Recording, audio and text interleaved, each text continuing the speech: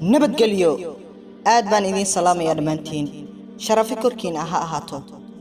ixtiraamku waa sharaf ixtiraamida qof kasta inta uu ka mudan yahay waa ahmiyad meesheeda ku jirtaa qof inaad lacag siiso ama aad gacan qabato waxaa kaga muhiimsan in aad ixtiraamto wax siinta ama caabintu waxay timaadaa qofka markaad ku ixtiraamto hawshiisa iyo waxqabadkiisa qof kasta oo ku siiya ixtiraam iyo qadarin uu kaaga qaalisan yahay qof lacag ku siiyay sababtoo ah qanaacada ugu weyn oo aynu rajaynayno waa in la ixtiraamo hawsheena nagula ixtiraamo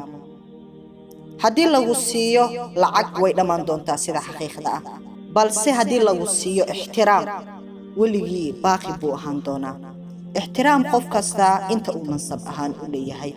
qadari qof kasta si adiga lagu qadariyo Soomaali waxay tiraahdaa qof kasta geedka uu beerto ayuu mirihiisa fil mustaqbal goran doonaa taasoo micnaheedu ay tahay ama